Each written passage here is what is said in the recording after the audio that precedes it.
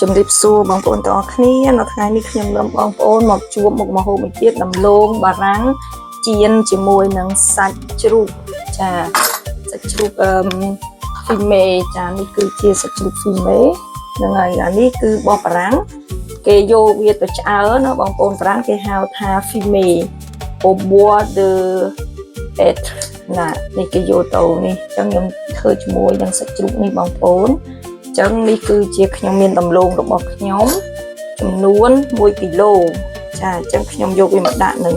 ផ្ទះនេះដើម្បីចៀនវាបន្ទាប់មកទៀតខ្ញុំនឹងដាក់ប៊ឺវាចូលចាដើម្បីឲ្យវានេះណា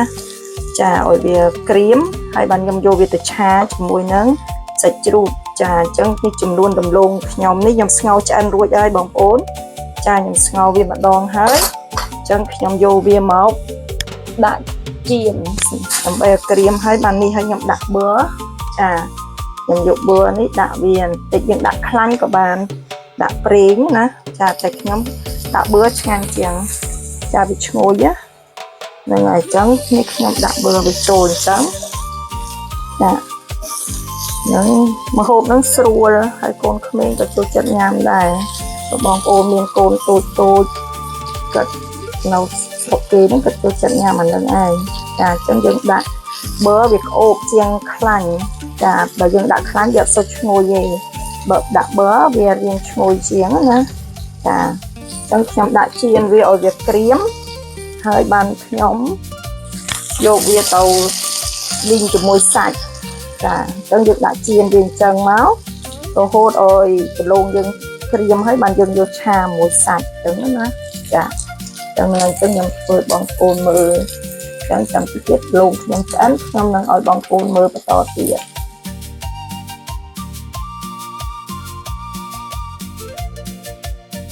អានេះដំឡូងយើងក្រៀមមកចំហៀងហើយ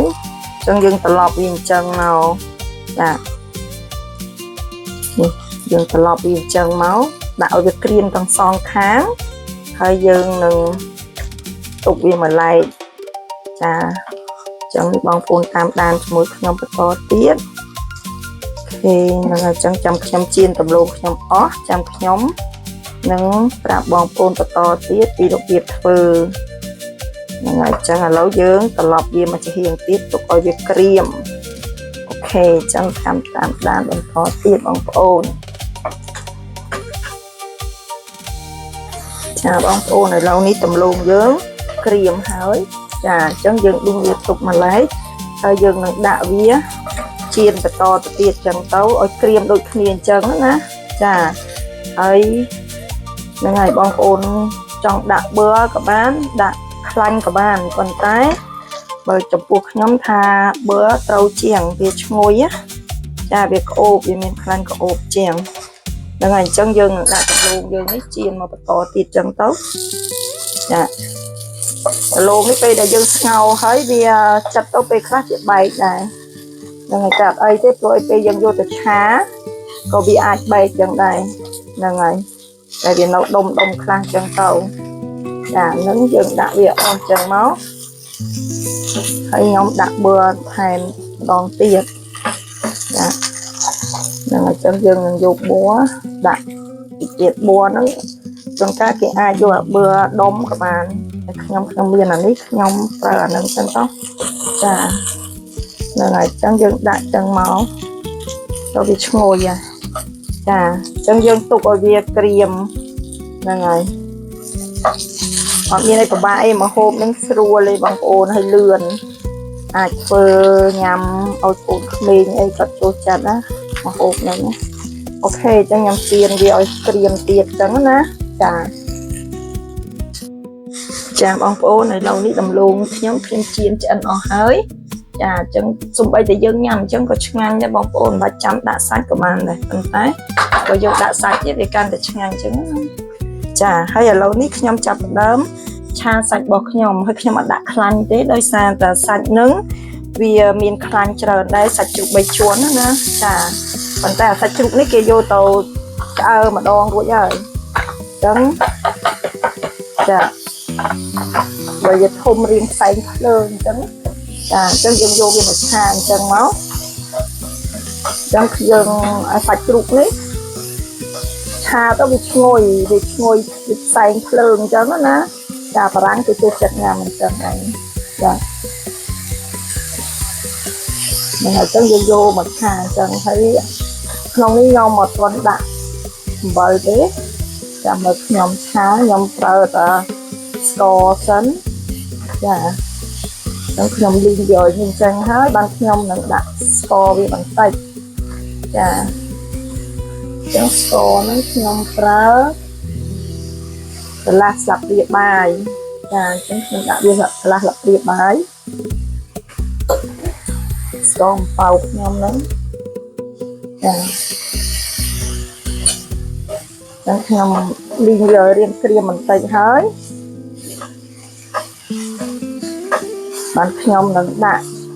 ខ្ទឹមបារាំងចូលចាចឹងខ្ញុំចាក់ខ្ទឹមបារាំងខ្ញុំនេះចូល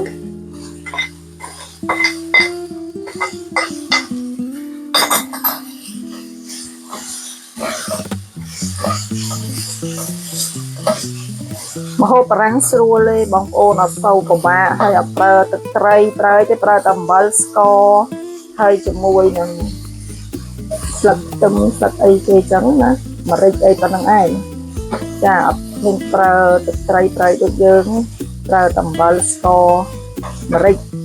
ហ្នឹងហើយចឹងយើងឆាវាឲ្យខ្ទឹមបារាំងយើងស្លោកបន្តិចអញ្ចឹងទៅចាយើងចាំវាបន្តិចចាឥឡូវសាច់ខ្ទឹមបារាំងយើងរៀងស្លោកដាក់ដោយសារតែសាច់នេះខ្ញុំអត់ដាក់អំបិលទេព្រោះអីដោយសារសាច់នេះវាប្រៃចាគេធ្វើរៀងប្រៃណាចឹងទៅខ្ញុំអត់ដាក់អំបិលទេខ្ញុំដាក់ទៅស្ករប៉ុណ្្នឹងឯងចាហ្នឹងហើយចឹងយើងឆាវាចូលជាមួយចឹងមកអានឹងបើបងប្អូនខ្លះគាត់ហាន់ឲ្យវាល្អិត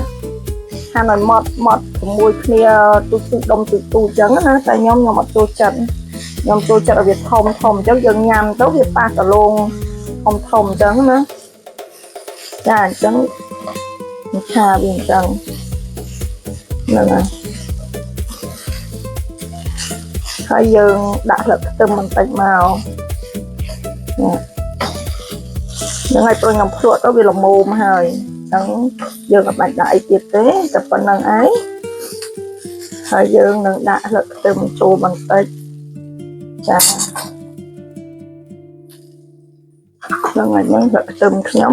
មានខ្ទឹមបារាំងគេលក់ស្រេចដែរអានេះវាស្ងួតណា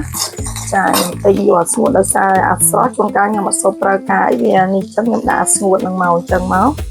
ចាខ្ញុំដាក់ពីស្លាបព្រាបាយចាហ្នឹងហើយ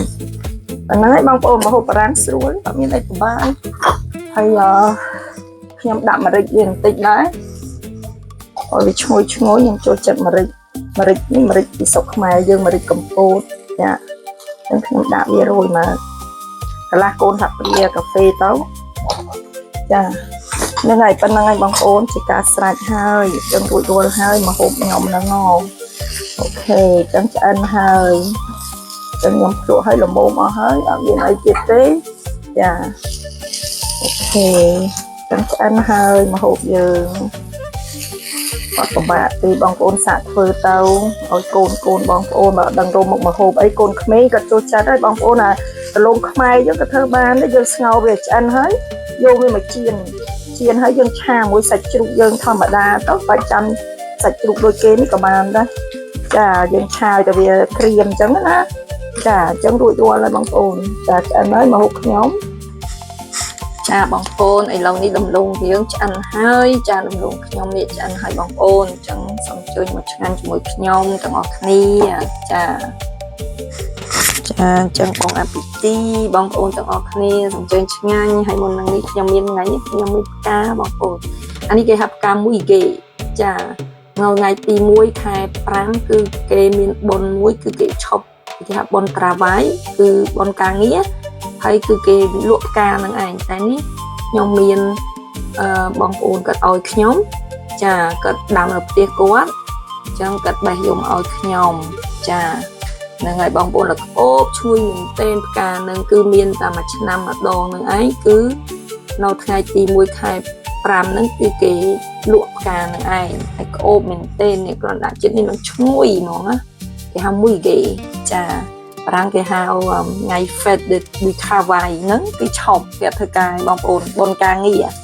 ចាអូខេចឹងបងប្អូនសូមជួយភ្លក់ជាមួយខ្ញុំចូលរួមឆ្ងាញ់ជាមួយខ្ញុំទាំងអស់គ្នាបងប្អូនចាចឹងមកហូបហ្នឹងអត់ចាំបាច់ច្រើនទេបងប្អូនតែប៉ុណ្្នឹងណាស្រួលលឿនចាតែបងប្អូនចង់ដាក់ទឹកម្ទេសក៏ដាក់ទៅហ្នឹងហើយពេលញ៉ាំហ្នឹងអញ្ចឹងហ្នឹងអញ្ចានឹងខ្ញុំគ្រាន់តែបង្ហាញបងប្អូនឲ្យស្គាល់ពីមុខម្ហូបបារាំងចាសាកធ្វើទាំងអស់គ្នាញ៉ាំណាបងប្អូនចាហើយបងប្អូនចឹងខ្ញុំបង្ហាញបងប្អូនតែប៉ុណ្្នឹងបើបងប្អូនចង់រៀនធ្វើម្ហូបមានបារាំងមានខ្មែរខ្ញុំធ្វើដាក់ក្នុង